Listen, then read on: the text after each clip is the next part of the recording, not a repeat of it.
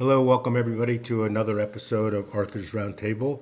Super happy to do the podcast with lots of interesting folks here, including Kirby and I. I think we've known each other for what, 10 years on some level, right? For that period of time. And Yes, and really interesting admired each other. business. Yes, for sure. Yeah. Thank you for saying that. This is family office related subject matter. So super happy for everybody to tune in and listen, and thank you for joining us today. So, Kirby, let's do a little like beginning of the journey and how this all came about, how you formed the two companies. There might even be more that I don't know about, and then we can get a little bit more into the detail of not only what those companies do, but what you're learning as you're in the crossroads of very interesting people in the family office world. So, thanks for doing this. Oh, it's my pleasure, and I just feel really lucky to spend this time with you today. Wow, my journey is complicated, like probably many of your guests, but sometimes I say I won the DNA lottery and that I was born into a pretty successful, enterprising family and had no hand, right, in their success. I just sort of sat table stakes and sort of learned by osmosis. My dad worked for his pretty much his whole career as a married in. And it was a timber business that went back to the late 1800s. So kind of old money. And I grew up sort of observing complicated family business dynamics, complicated estate planning and trust and wealth transfer plans. Of course, I didn't like know that as a young person. I still think of myself as a young person, even though I'm really not that young anymore.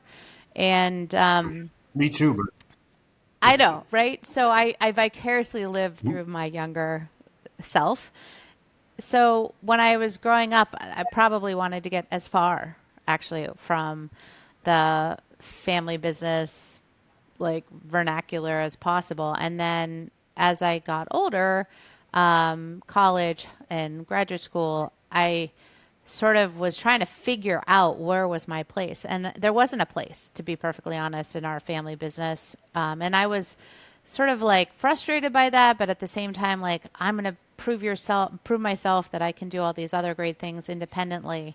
But I kept coming back to like, what is my relationship to my family members as owners, to my family as stakeholders, to this family legacy that I never built, I never created, I can't take any ownership of. But like, how do I own who I'm going to be vis-a-vis what I came from?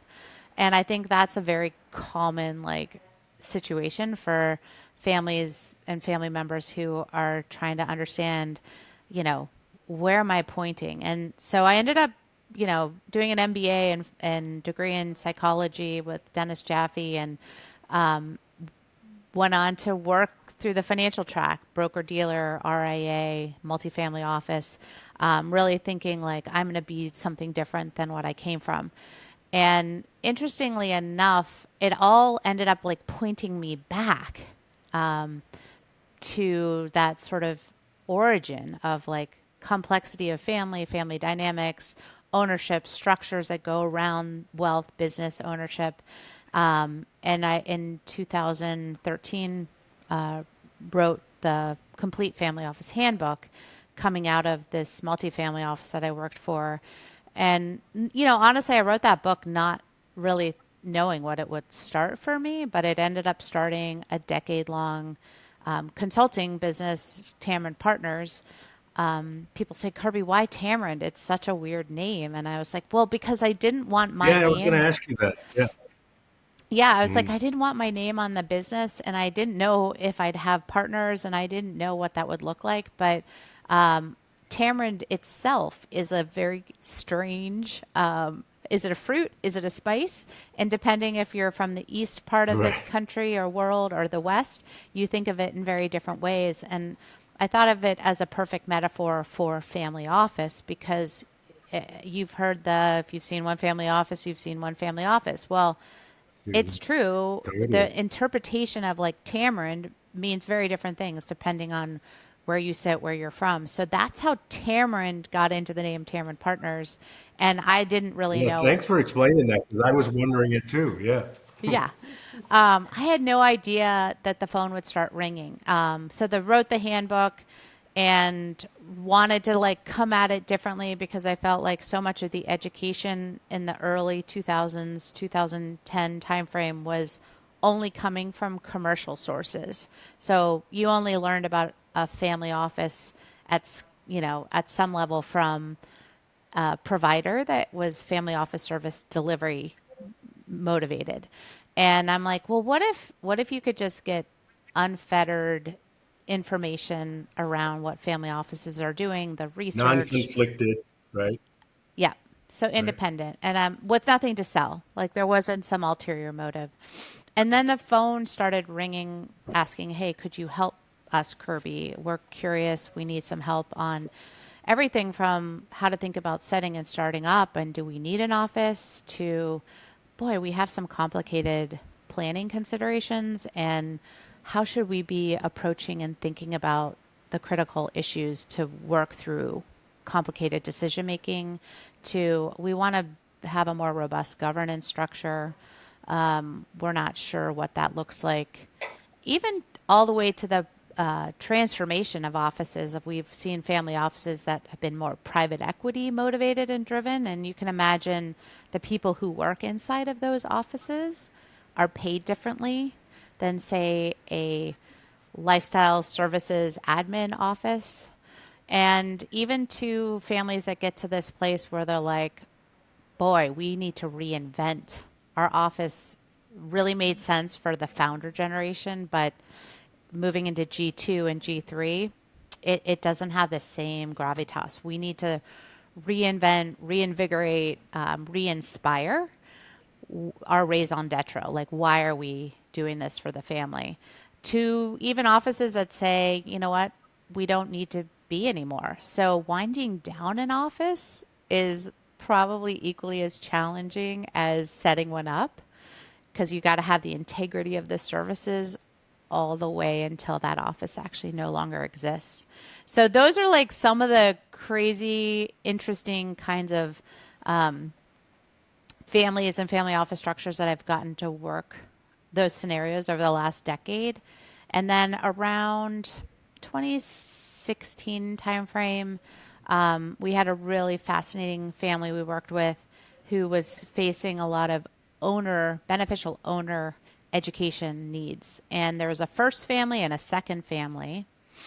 And there was a need to provide bespoke education, but safe, secure, like giving them more time to learn, not just in bite-sized boardroom moments when education gets jammed down your throat and then you're like, oh, now you have to react to the education and make a decision. So that's sort of what inspired Tamarind Learning, which is the ed tech separate company from Tamarind Partners, and to develop bespoke, curated education that really helps adult learners. Let's be clear. We don't teach itty bitties. We think there's a lot of great consultants and advisors who do that work. At this point, our education is really geared towards, I would say, the 18, 25, 35, even I've had 60, 70-year-olds go through it, but it's really more around stewardship, wealth transfer. What does it mean to be a good beneficiary? How does trustees operate? What are their duties, responsibilities? What do they do from a trust administration standpoint? To how does estate planning really work to me as a lay person versus somebody who's a drafter or an attorney giving estate planning advice? How do taxes work? All kinds of taxes, not just estate plan like estate tax to income tax, but basics of foundation tax, all that kind of stuff, to investments, finance, working with advisors. So we have course on family office. So there's just a whole broad scope of what I would call the foundational things that you need to know if you're born in, like I was, into a complicated family, or if you grow up in a family that builds wealth, and then you realize I have actually different choices that I can make, maybe because I don't necessarily have to have a traditional career path. And so it's really important to understand how you fit in. And so back to my early story about like, how did I get started? It's interesting because I never knew where I fit with our family. It did, interestingly enough, I could see. get put on our board of directors towards the end of our operating company's lifetime. And then we eventually sold several operating business companies that netted the family a lot of liquidity. And that transition of my family going through a massive liquidity event was also what inspired me to write the Family Office Handbook.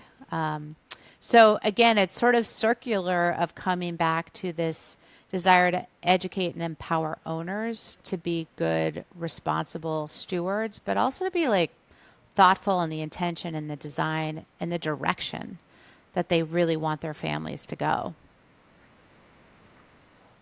Kirby, did the incentive to create the learning component come from the next gen, which is often called next gen, or was it mostly the married in beneficiaries or the subsequent family members that asked for it, or was it the founding family patriarch or matriarch saying, "Listen, we need to work on this and give our beneficiaries, let me just call it that for a minute, some guidance on what's really going on here, and it doesn't have to come from us"?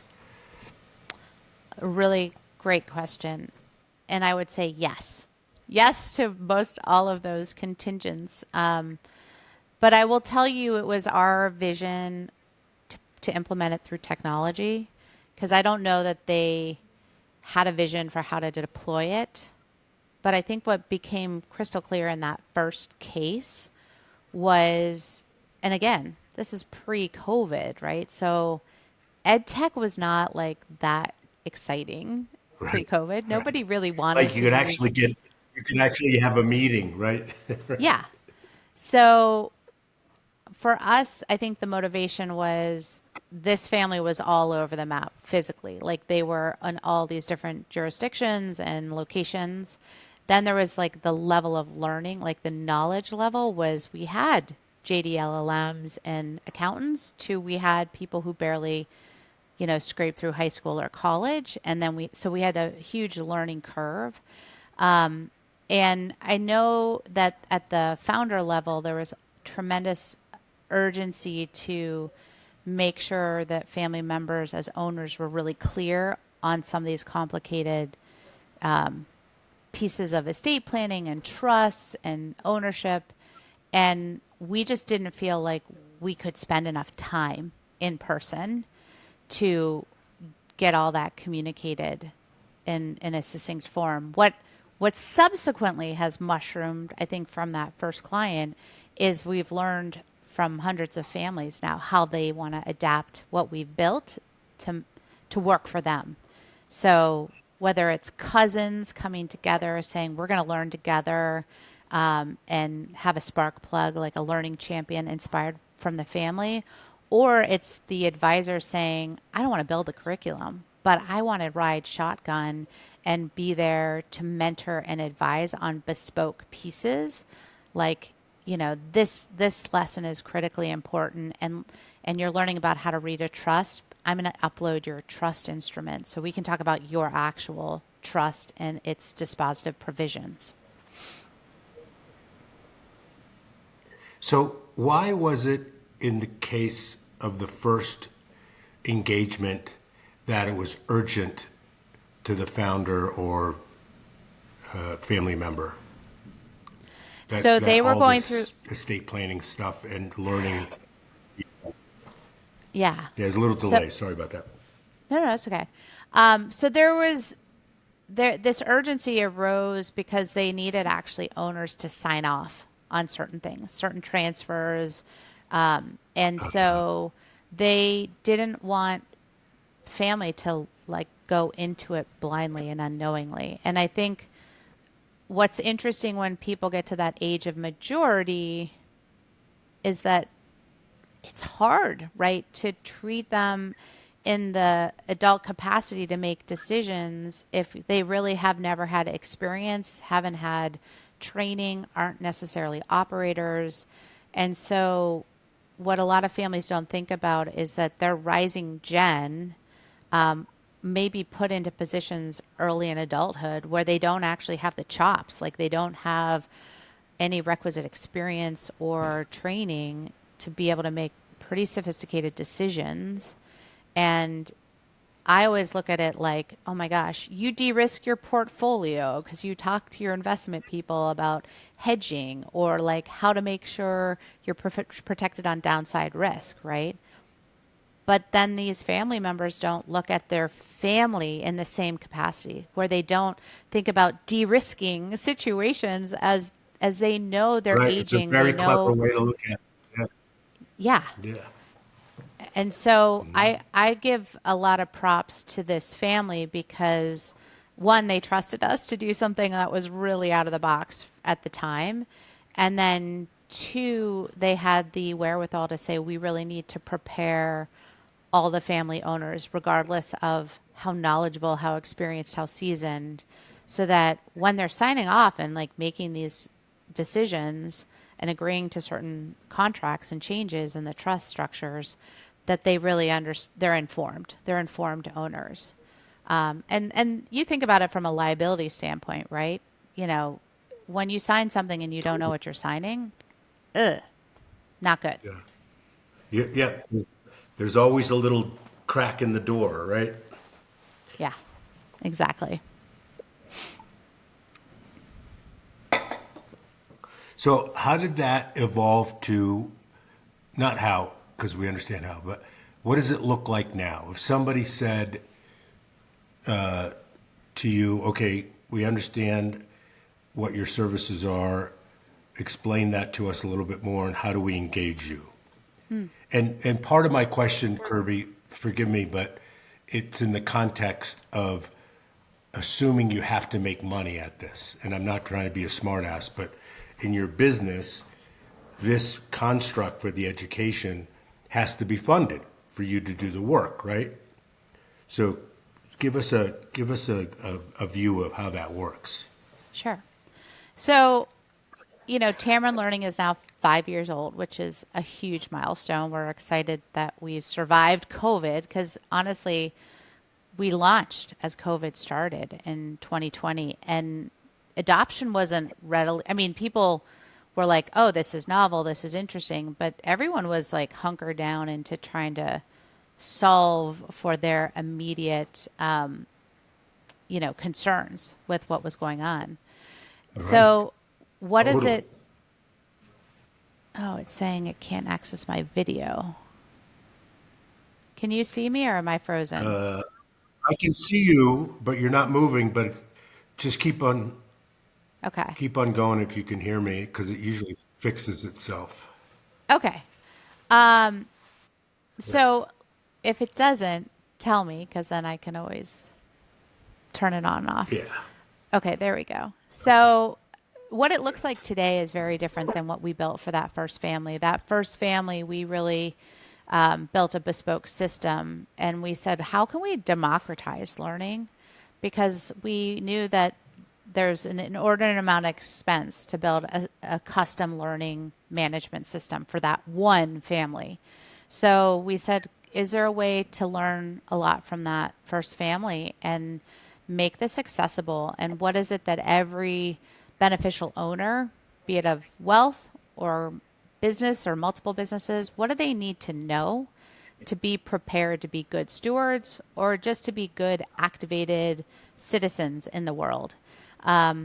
So that first family gave us the gift of inspiration, but also the gift of saying, how do we bring this down? How do we make it more accessible? And so we ended up building our technology, and we built a more sophisticated tech stack. So we included things like a document repository, a discussion board, the ability to have an online notebook, all these sort of features that honestly, when you go to our big box ed tech competitors, it's much more geared towards like a high school or college kind of student engagement. And so ours is more accustomed to, call it the high net worth, ultra high net worth sort of tech stack. And it's more sophisticated in that, it provides a lot more interactive and multimodal learning. So instead of like a talking head with pictures of like slideshow going by, we don't have that type of learning. We have we have animated case studies. We have the ability to read or listen to every page that you see in your learning experience. And that becomes a much richer experience for someone going through it, because if I'm a visual learner, an auditory learner, a kinesthetic learner, like I'm going to be able to get that information differently. And so today, what's really markedly different is now you can assess where you are in terms of all these different learning areas. You can create a custom learning path and sort of pick and choose the courses you want to go through and which order. You can decide if you want to have your advisor be the person mentoring you through the coursework, if that's what you want. So we don't like disintermediate a banker, a financial planner, an estate planning attorney, a tax advisor, your family office professional. So that makes it like, oh, the professionals of the world can use our system and now have a solid curriculum that, by the way, has no sponsorship, no ads, no one pays to be in our system, and we don't pay anyone to be in our system. So then that creates a very ivory snow. There's no ulterior motive. We're not trying to sell you something. Yeah, no, Yeah. right. So who pays for it at that point? Yeah. So our primary clients are high net worth or ultra high net worth families, family offices. We have some professional service firms who see this as an adjunct to support the service for their clients. And then we do have some institutional clients that white label our tech stack, and then they use it as another adjunct to service or another even line of business in some cases, where they're saying education is a service that we provide for families that we work with. And so, in the spirit of having more people know about this, because I knew it existed, but I didn't know what you just told me, which is it's a robust system and has multiple methods of accessing it. What's the most interesting customer for you, or a series of customers? Well, they're all kind of interesting. I don't want to like say that, but I think when we work with families, I mean, I had a call this morning with a family office professional who's like, I'm trying to figure out how to get to know a whole body of rising gen, call it in their 20s and 30s. And when we started talking, she's like, oh my gosh, this is the vehicle. Like, this is the perfect way for me to create a lot of stickiness and connection with these individual family members, to meet them where they are, to know the issues that they're facing, and get to the why of what they need to know more about to be, either more involved with the governance of the family wealth, or track to be in some sort of employment capacity, or you know what? They don't want to have anything to do with the family wealth or family business. They just want to be good stewards, and they want to kind of know the boundaries of what they can do and not do. And this helps them be educated. So that's a profile we see a lot. We also see advisors who say, I want to be able to do more with my clients, and I'm really excited to find a way to bridge to other family members that my client has in their ecosystem. And they see this as a way that's convenient. It doesn't feel like my bank or my institution's trying to sell them a product, but I can partner with them in this learning experience, and it's safe. And a lot of times the grantor or the parents feel like, you know what, this is great, because they don't want XYZ institution to feel like they're pitching to my kids or my adult children. And I need them to have some independence on what they're learning, so then they can come back and sort of judge what they want to do or not do. But then I'm not forcing them like to follow what we've done. So, I've seen it empower advisors. I've seen it empower rising gen family members. I've seen it empower institutions to say, we haven't been able to build this and we're fooling ourselves, because compliance gets in the way of a lot of great ideas because they say no. Totally. Yeah. Education is marketing. Marketing cannot be, this, and this. And because we sit, outside of some of that compliance purview, we oftentimes can do the right education that's needed that doesn't get approved when it's through their exact channels. So how hard is it? I'm super curious about this. You've done the heavy lifting of building it. How hard is it as a business to keep it robust and running and up to date? I mean, that's got to be a pretty big task, right? Well, it's every day is a new day in an ed tech company, and I feel really blessed Right. because we built technology is critical to that question. If you don't have good tech, it's not gonna last.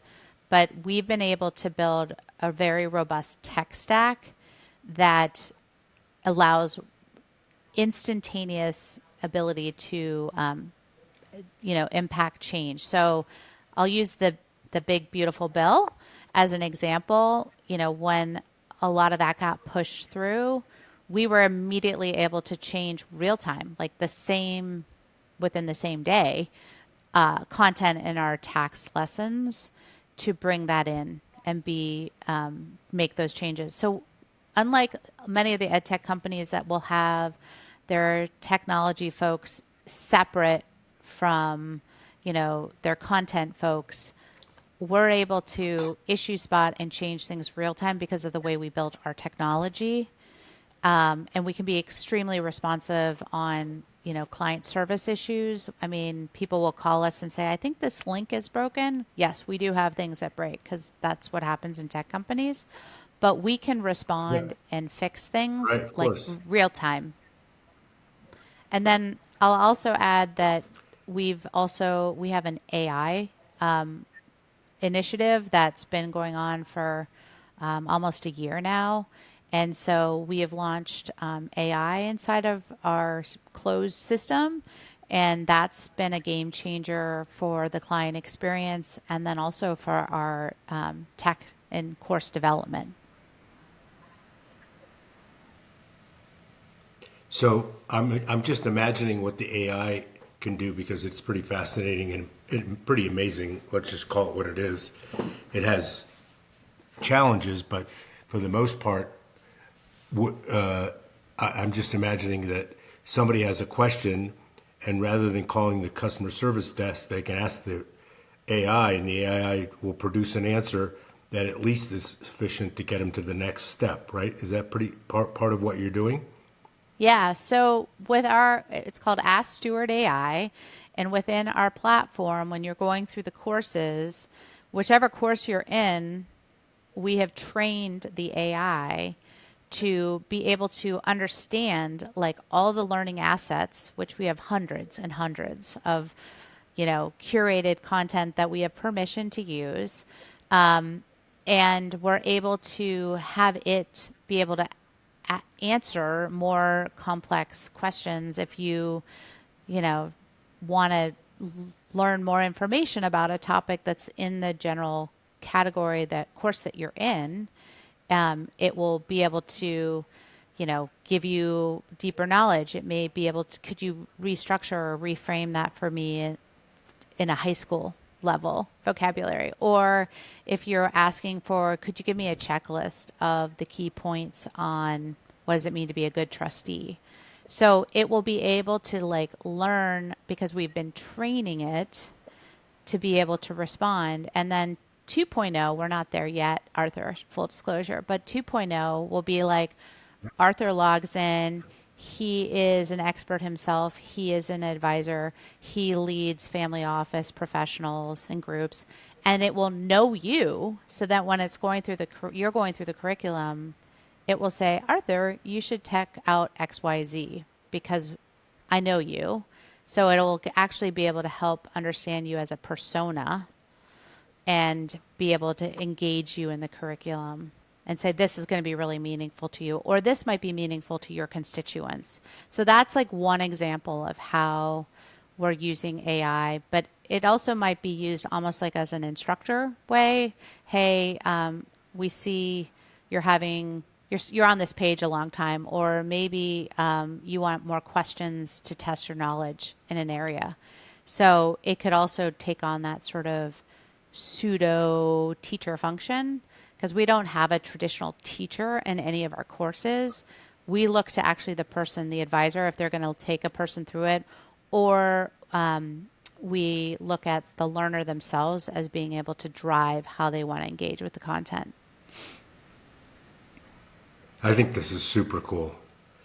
Really, really interesting because I can just imagine, besides what you've experienced and shared with us today, how this could apply in so many areas. Because there's life experience is a great teacher, but if you have some basic knowledge before you embark on something, then that gives you an advantage, right? It gives you an edge. Really fascinating stuff, Kirby.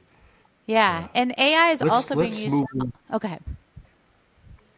No. Go ahead. There's I just was a going to little say delay. AI. I wasn't trying Yeah. to move you along, but No, it's good. I was go going to ahead. share that we have AI on the back end. So we've also trained AI to help us with course development. So, another thing on the horizon, Arthur, is like, families come to us all the time and say, we want bespoke. Like, you have to know us, and we want like this curated, like our information in the system. And we're like, okay. And we explain how you can do that to some degree today.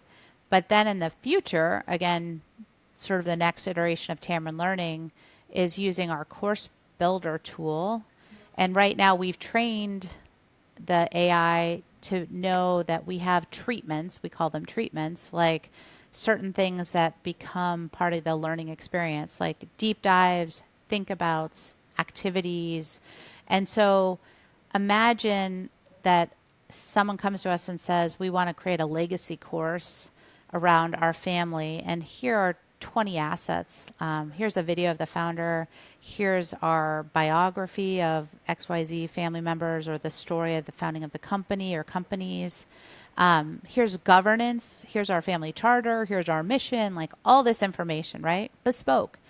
But now we can use that course builder tool to help formulate what would your bespoke family legacy course, or whatever you want to call it, what would that look like?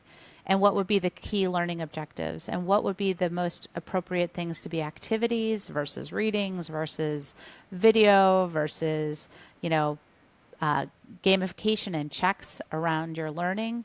So that's what's really also exciting with AI is that we're pushing the boundaries of course and course building and online instructional design. And then really in the future, I envision families will be able to want to white label it because then they'll be able to own, to some degree, custom curriculum that they're building. Is it fair to describe that as a closed system LLM for the family? Correct. So in that sort of situation, to do the bespoke and the custom, more than likely families will buy their own instance, right? Because they'll want their own closed system.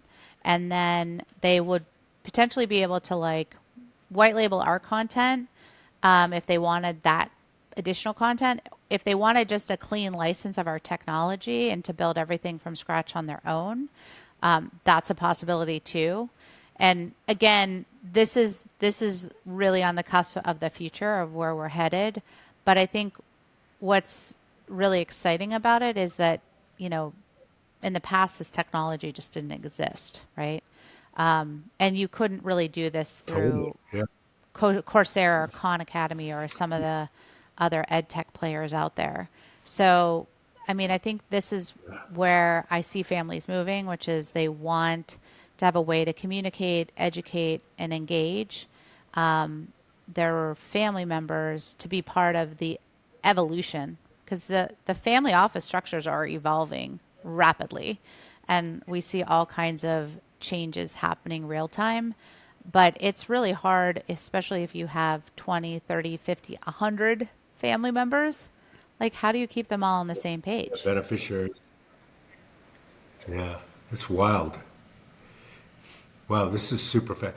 Can you imagine us having this conversation even 5 years ago? The amount of personal work hours, whatever, that would require to create this sort of thing in without the tech that is existing today. I mean, you would have to spend so much time configuring this and building code and tech stack. Not that it's simple now, but it's a lot easier. Yeah, it's definitely a lot easier. But I will tell you, the devil's in the details. And the challenge that even I think a lot of folks don't realize is that, it's taken us 5 years to amass the massive amount of content that we have today, and also keep it current, right? Keep it relevant and like spot on. But I think the other challenge is to really curate to this audience. I mean, we talk a lot about financial literacy, but financial literacy, if you are, say in the bottom third of the pyramid, towards the middle third of the pyramid to the top quartile, I mean, and a lot of times how you think about financial literacy looks very different if you have no savings and you can barely make ends meet, to if you think about what you need for financial literacy if you are in the top 1 or 10% who has more than they might ever need in a lifetime or lifetimes. And then how to think about like my relation to it and what am I supposed to do with the means that I have. So I really feel blessed because I think it's not been 5 years that we've been building Tamarind Learning. It's been my lifetime, right? It's been like all this knowledge that Totally. between books and white Yeah. papers and meeting people like yourself and knowing the thought leadership, because Tamarind Learning is not what Kirby Rosplock thinks. It's a whole symphony of voices, thought leaders, experts from across the field. So that's the other thing when we think about democratizing learning. You want to have the best and the brightest voices in your system, and you want to hear real examples and real cases. You don't want to just hear what one person thinks. So that's been another Theory. part of my Yeah, mission. theory. Yeah. So, super interesting. I'm so glad we talked about this because I didn't realize how much was really going on here. So, thank you for that. Can we talk about, and I have an agenda wanting to talk about this subject, and it's mostly because I'm often asked for a resource to solve a problem that, even though there are people selling things and they have highly developed skill sets to assess and analyze a situation, there's oftentimes people are saying, look, I need somebody where we can just write them a check and we're going to get the real answer independent of what hidden or disclosed agenda might exist. So in your consultancy work, I see that as rare because, I mean, there's lots of family office consultants out there, I think. But let's talk about that business model a little bit, if that's okay with Yeah. you. Sounds great.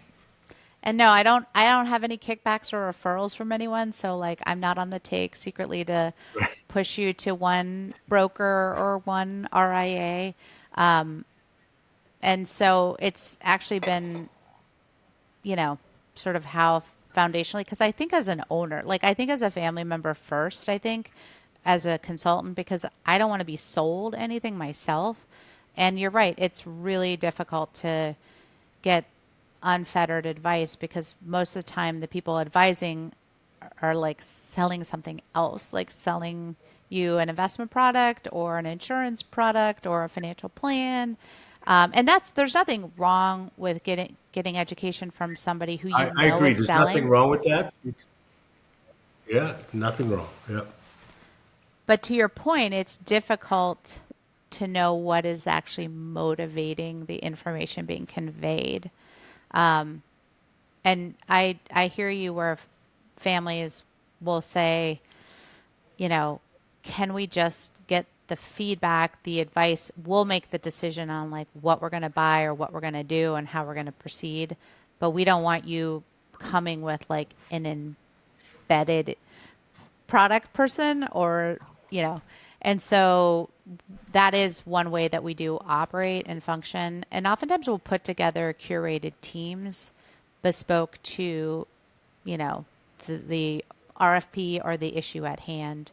And I would, full disclosure, we're not like Bain or McKinsey or some massive, I don't have 20,000, you know, consultants on that side of the business. It's small, it's bespoke. We spool up and sort of figure out which kinds of families and family office RFPs. In fact, I just declined an RFP this week because I just said I don't have the bandwidth. So I'm not scalable. I can probably handle anywhere from 3, 6, 8, 12 mandates in a year. But as Tamarind Learning has actually grown, I've recognized that I'm more scalable on that side. And I can help advisors and families go further, farther, faster. And then I can only work hands-on with like so many families at a time. Yeah, that totally makes sense. The problem with this type of consultancy is exactly what you said, the capacity issue. But let's talk a little bit about what types of things, without disclosing what they are, you've been engaged with, and what types of things would be, if assuming you had the bandwidth for a project, are interesting to you and you could produce a good work product. Yeah. So I will tell you, I've gotten the chance to work with incredibly interesting families and family offices, and I learned from every single one. So that's part of what you get when you work with me is that I haven't worked with one. I've worked with like hundreds of different types of offices, and you know, from offices with 3, 4, 500 people in them, like very, very large, to family offices that have one or two. So I think the beauty of my background is the issues are all different. Some that are motivated by the owners, and I'm being directly engaged by family themselves saying, we want an audit of our office. We're not really sure how good we're doing. I've been brought in for those situations. To we're in transition, and I've been maybe reached out to by a family office executive who's saying the owners are not sure where they're going to take this next, and we have our view as, you know, executives of what to do, but what have you seen other families do? Can you help us prepare for a major event? Like I worked for a family for several years preparing for trust termination, and they knew that when these mega trusts, dynastic trusts terminated, they had a lot of things that they needed to consider, like would family members leave? Would the PTC still have enough gravitas to, you know, keep it going? How are we going to reinvent the family office structure after that trust termination? How do we prepare owners to think like owners versus trust beneficiaries? So these are sort of some of the things, you know, don't come to Kirby if you want asset allocation, investment product, insurance strategies. I'm connected to all those folks, but that's not what I do. I'm not going to spool up an estate plan. I'm not going to do a Monte Carlo simulation, although we've done that. But I'm better served at what I call the owner office interface and the need for translating to owners, sometimes what the office does.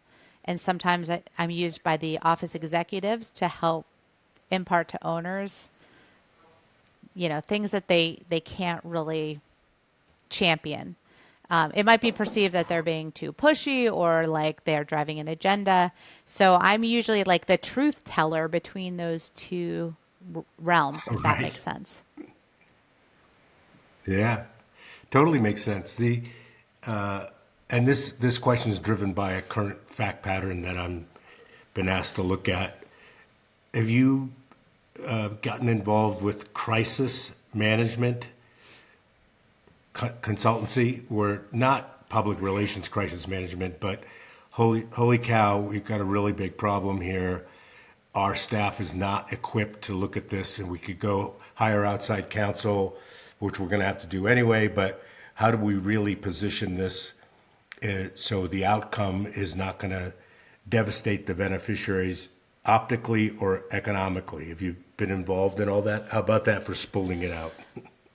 Yeah, so I have been brought in at different crisis points, and some it's after like let's call it the nuclear event already happened, and it's sort of like I'm triaging situations and helping them come up with like an action plan of like how do we look at this? And no, I'm not going to do like the PR consulting for optics to the public on some kind of snafu, but I'm going to engage with them. I'm not going to be the one putting someone into treatment if it's like an addiction or a crisis of that magnitude, but I have the people to call and I know the best facilities to go to, right? So that again, being in the middle sometimes means how to know to step up and what role I can play and not play. I don't typically like to be on the Kirby, can you come mediate, moderate? Like we're about to go to litigation in a family, which I've been in those situations too, where a family are ready to like, Yeah. but I've come in and I've said, if you don't cut this out and you go to litigation, this is how much you're going to blow. And this is why solving it Yeah. either through an arbitrator or mediator or conflict resolution specialist is going to probably preserve your corpus of wealth. I've been in those types of situations. I've fired families who brought me in at crisis points and saying, you're not big enough or complex enough to use my time. Like, go find these parties to solve that conflict, if it's a conflict between parties. But, I don't get called, Arthur. Nobody calls me because their office is awesome and everything is going Right. swimmingly. And like, Right. I, so truth be told, I only get the calls when like they're taking a big step in a direction that they've never done before and they feel uncomfortable. They have lost integrity in their structure, like key people, family members are, succeeding, passed away. So it's usually something's dislocated. And then they're saying, can you help us think through how to manage that transition or that transaction, being at a wealth transfer event, an IPO, a liquidity event. And I'm also a party to bring in to keep all the other parties honest because sometimes, you see the sharky nature of advisors who then want to grab hold of a family Right. Well, I'm in on their most, when something's their about to most, happen. their most vulnerable time. And usually I can help with my spidey sense, ferret out the folks that aren't above board.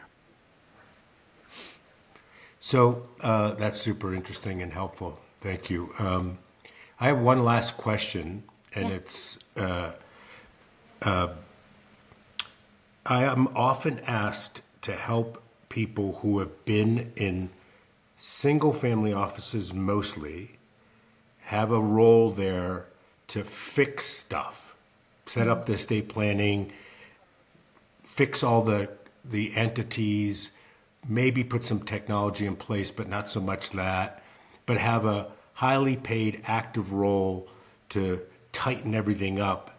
And then once things are tightened up, they, depending on the nature of the single family office, they say, well, thanks very much.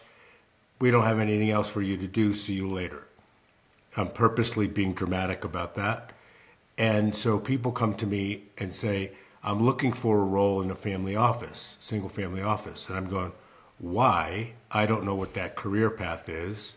Explain to me what you hope to get out of this career path wise, aside from maybe making a bunch of money for a little while. Is your experience been the same? And if so, can you tell us a little bit about what's going on in that world on the single family office side? Yeah, Multifamily office is different, I think. I'm really glad you brought up that reality because I don't know many professionals who are jumping into this space understand that the setup and startup, the actual formation years of a family office and getting them up and running is not the same as operating and maintaining and monitoring and shepherding like the day-to-day business of a family. And so depending on the founder ethos around how they think about the family office, your job can feel frenetic and like putting your toes to the fire for those initial years. And you might feel like you're king of the hill or queen of the hill as you're getting everything up and running. But once it gets set up, it's usually not as sexy or as exciting to a lot of folks as it was when you're in the early stages. The monitoring and the maintenance, right, is not, if you're unless you're very active. Now, I will say the founders that are very active and they want to spool up partnerships and they're buying businesses and they're doing interesting kinds of investing and those family office folks tend to last because they're constantly being given different mandates. But the Right. multi-generational offices where we've got a set asset allocation, we're monitoring trusts and trust administration, we're paying taxes. Those are different types of operators than the entrepreneurial setup phase.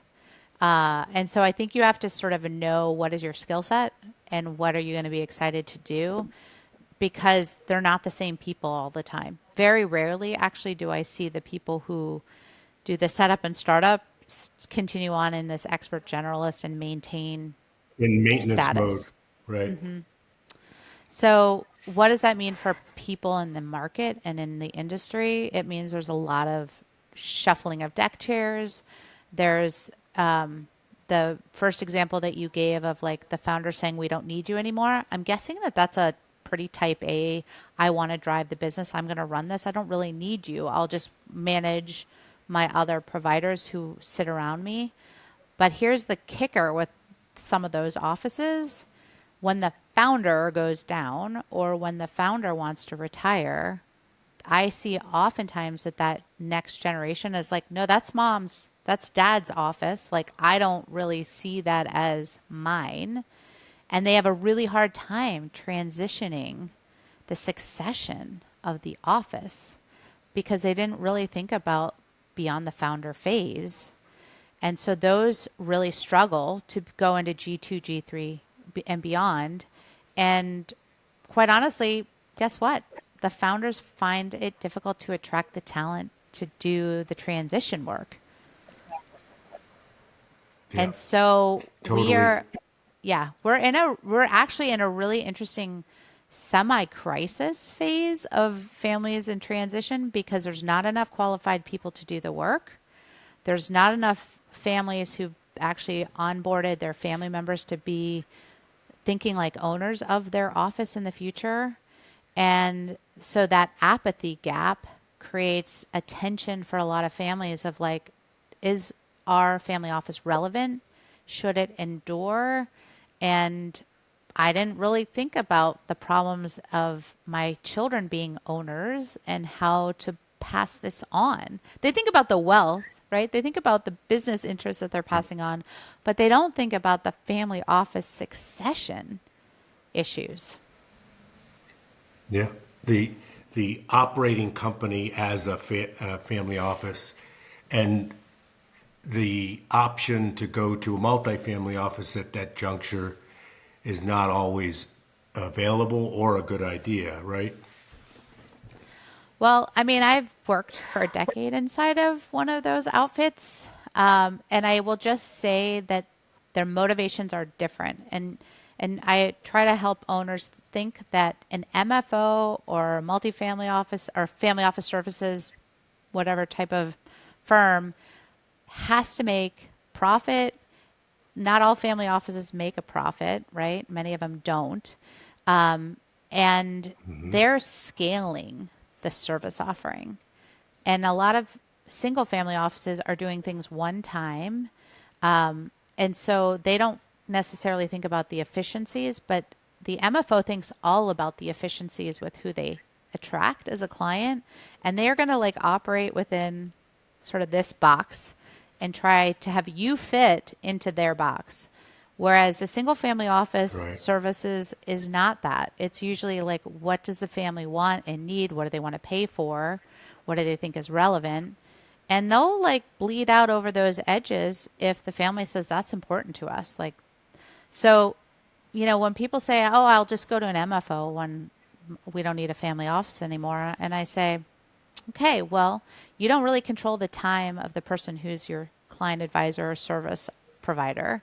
And they might have 25 or 50 other families like you. So when you come with them with that urgent issue, right, it may be like 10 levels down before they get to it because they're not the person that is on your payroll that will jump and do whatever you need in that moment. And guess what? They also might say no. They might just say, we don't do that. Yeah, we don't do that. Yeah. Yeah. So that is also super helpful. This whole thing's been so much fun for me. I have to say that to you, but also very informative. And I would like to ask you in the next iteration, whenever that's stood up and ready for the learning component of the company, the Yeah. Tamarind Learning, can we do this again so we can give people an update about how that's all working out? Absolutely. And I mean, I invite your listeners, watchers to try it. We have a course that's actually no charge. We don't ask for any credit card information. If you just want to try it out and see what we're talking about, it's called Stewardship, and there's a free trial, and we're happy to make that accessible. And we're happy to share. There's a lot of free resources, from free assessments, free links to financial literacy assessments, education planning tools, and workbooks. So, at the end of the day, the passion I have for that company stems from the fact that I just want folks to be empowered. But we'd be happy to come back and give you an update. And I just welcome the feedback, even have you jump in our system and say, what do you think, Arthur? What are we missing? What's next? Yeah, I'd love to. Yeah. So let's tell everybody how to find it, like a website or URL. Yeah, so Tamarind Learning. So it's just tamarindlearning.com. Now, if you're in Canada, we have a Canadian curriculum as well. So that's tamarindlearning.ca, and that's spelled TAMARIND, and then learning. And so Tamarind Partners, you can find us at tamarindpartners.com, and you'll see more about the consulting side. But lots of great resources that are free and accessible, and we just want people to feel empowered. Yeah, and I'd encourage everybody to grab the book too, because I have it in a box around here somewhere because we just moved into a new place. But thanks for writing that. It's been super interesting to read as well. Really appreciate Well, that. I might be calling on you for some help with the third edition, because we have a first and a second edition, and I'm sure there'll be a third edition, and I need your insights too, Arthur. More than happy to contribute. Hope I can make a contribution, Kirby. Thank you. And thank you for doing this. Really, really appreciate it. It's fascinating stuff. Thank you for making the time and joining us today, and really appreciate it. And please come back. Oh, thank you. It's my pleasure. It's really an honor. And thank you, everybody, for joining us today, if you were able to listen. And until next time, we'll hope that you enjoyed this. And then also there's lots of other stuff on the Arthur's Roundtable that might be interesting to you as well.